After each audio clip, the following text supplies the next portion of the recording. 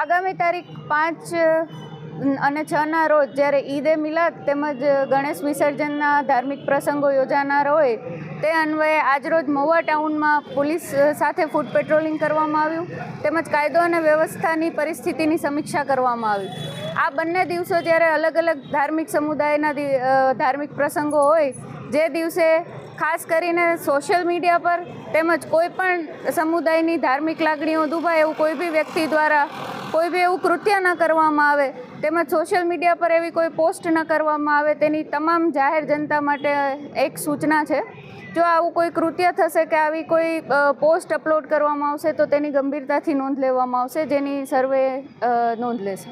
સાવધાની રૂપે આપણે શું જનતાને મેસેજ આપવામાં આવશે?